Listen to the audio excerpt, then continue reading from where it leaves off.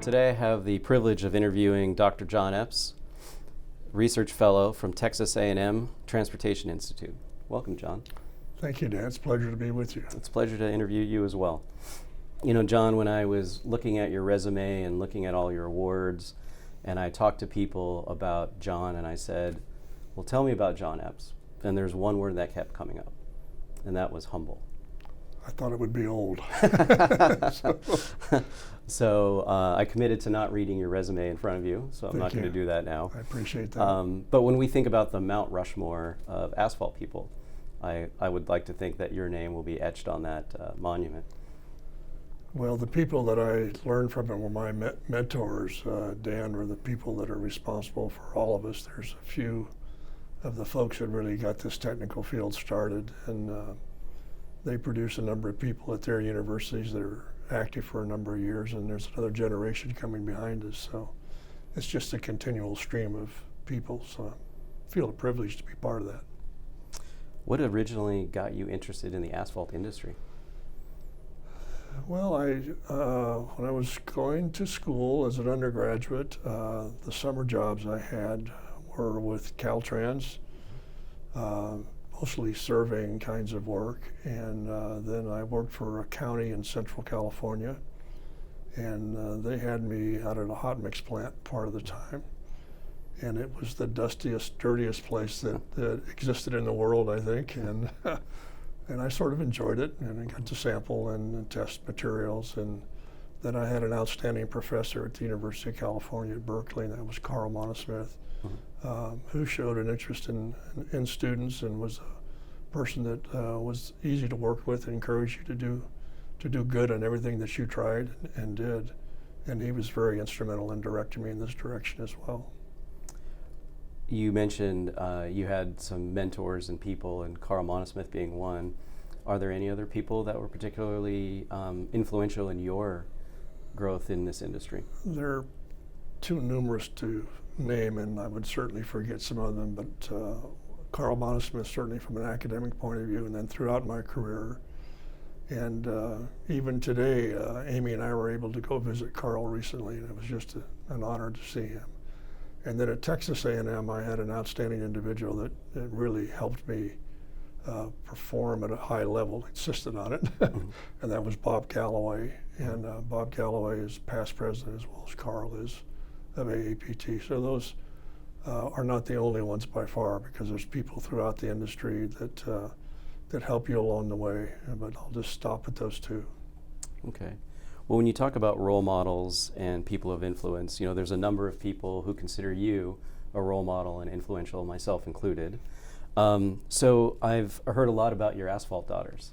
So can you tell me about them? Well, I think I was adopted, or I adopted them. I'm not sure what happens, and I have a daughter in the field, obviously, and she has good friends, some of which are women, some of which are men, and so I've been adopted by them.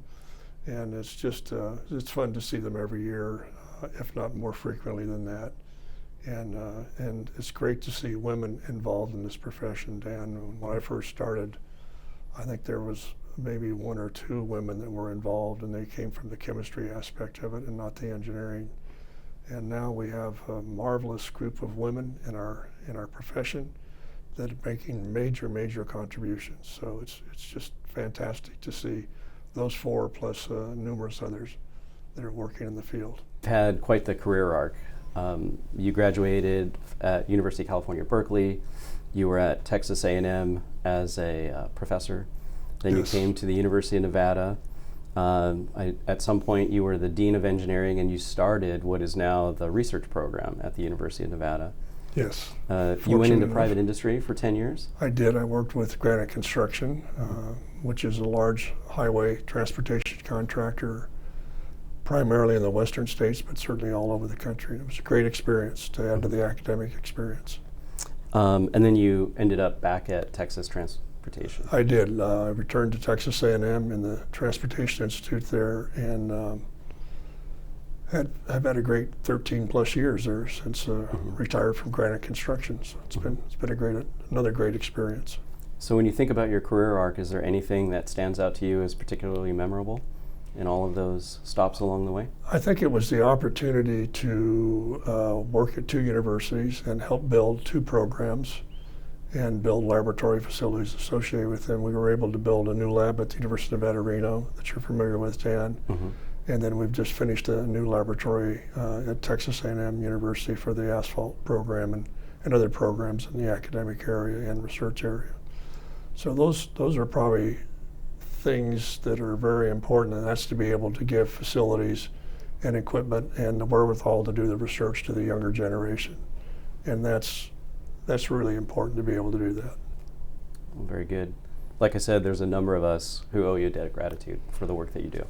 Well, I think that you could say it the way around. You people kept me young and have kept me young all the years. I've done marvelous work since then. It makes all of us that were involved in your formal education and being able to see you since then very proud of the folks that come out of the programs, both in Texas and at the University of Nevada, Reno. Very good. It's great to see that. Great to see that professional development of you folks. Mm-hmm. You said something in college to us graduate students that I continue to say to the people who work for me these days.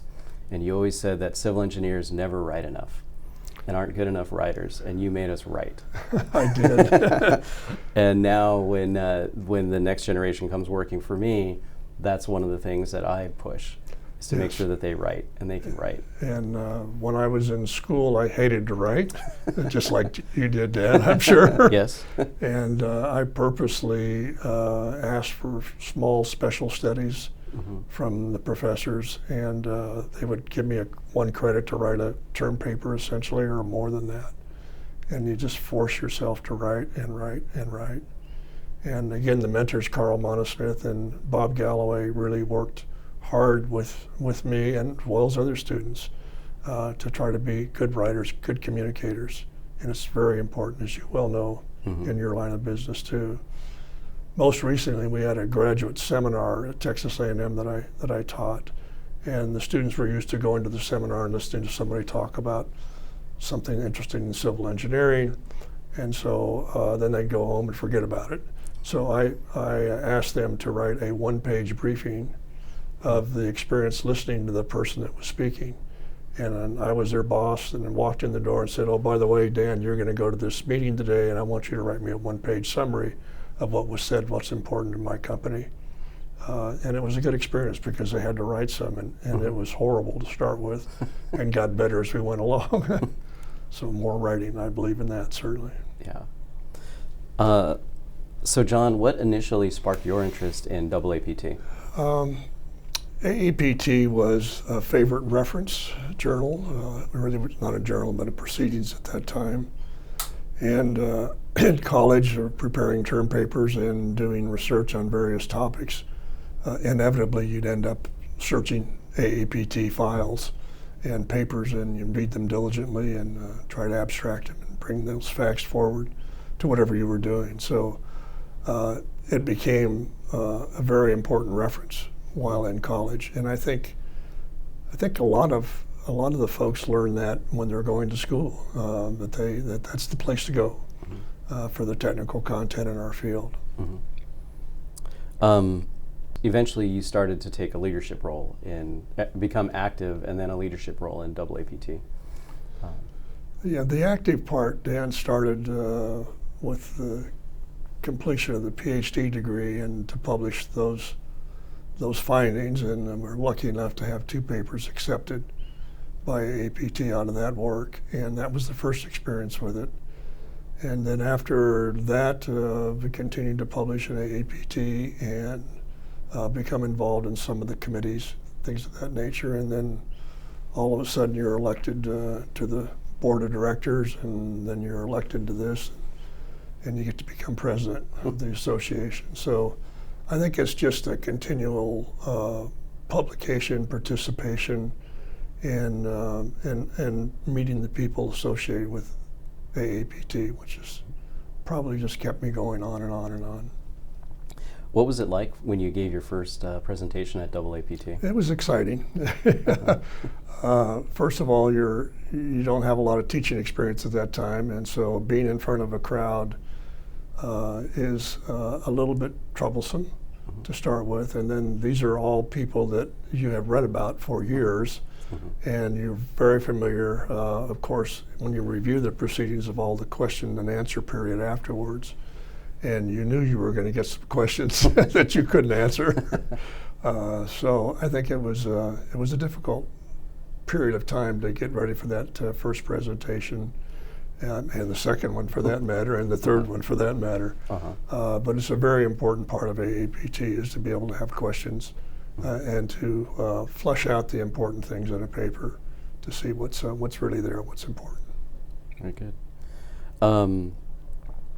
What motivates you to continue to be active in AAPT? The papers, certainly, the technical content of the papers, and it's people from all over the world that attend, participate, but also the lifelong friends that you've made here over these years. It's an important aspect of it as well. I've been able to see people this trip that I haven't seen for a year or two now because of COVID and other things, and it's really important to check in with those people. I mean, you meet people here, you see them meetings like this and others, and they're just lifelong friends, and you can always pick up the phone or email them or whatever and say, I need some help, and they're going to help you, and it's just a very valuable part of the organization.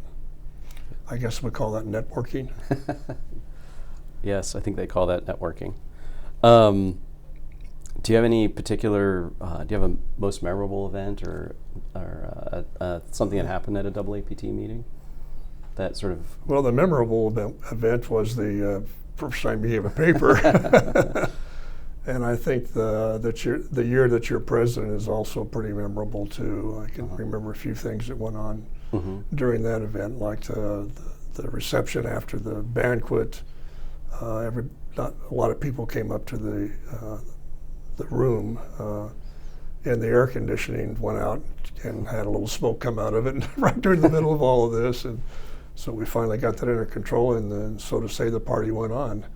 That's a memorable event. But I think the year that you're president, you're very busy, and you're always like to see the banquet over with, even though it's very enjoyable. It just adds additional little bit of stress to you. Was there something that you were, in your time as president, was there something you wanted to accomplish during that time? I think, first of all, you wanted to keep the organization very solid, on very solid ground and footing, and membership. You wanted to keep membership at the present level or certainly increasing. And I was president sort of between a transition between a different, an older generation and the start of the transition to a younger generation. And so there was new ideas that began to come in, not so much when I was president, but a few years after that. To see the younger people have a voice in the association, and to see us meet the needs of that younger generation, which have changed a little bit over the years, I would say. There's probably more emphasis today on a wider audience than we've had in the past. We've always tried to include contractors in the organization, which has always been very difficult to do, and I can understand why. But we've always tried to get more departments of transportation involved, and that's been difficult. But doing things like that and getting a larger international audience were sort of the focal points. So Jon, so we thank you for talking about your time as president. You're also fairly unique, or very unique, in that your daughter has also recently been a president of AAPT. I think this may be the first time. Hopefully it's not the last, certainly Dan. And Amy, I'm not going to say has followed in my footsteps, because that would not be kind to her. She has not. She's cut her own path through the technical challenges that she's faced and the family challenges that she's faced too. But it's a great honor to see your daughter elected to presidency of an association like this, and to perform at a high level to get the recognition that she so deserves to do that. So I'm very proud of her, and rightly so. And I think when she was growing up, she was very, very good student, of course, and very good in math and sciences, and for that matter, English and languages and stuff of that nature too. But I always told her that she can do anything she wants to do, but you can't do it all the time. And you can't do it every minute of every day. And that's the challenge that we all face. Most of us are very capable of doing almost anything we want to do. We just can't do it all at one time. And that's a hard lesson to learn. You have to set priorities and do the things. And it's just amazing to see my daughter in this case, because I can brag about her now, balance the life-work balance that she has been able to perform with 3 boys and a husband. It's a challenge, but it's been a proud moment, and I'm looking forward to the banquet tonight. So Jon, thanks for sharing your thoughts about your time as president. Where do you see AAPT going in the future? What's AAPT's role going forward? Dan, the first thing I see is to make sure that AAPT is the technical location of papers associated with asphalt binders and asphalt mixtures, and being the place to go to get the best technical knowledge available in the world. That would be number one. Number two, I would say to be inclusive of all of the people that are in our field.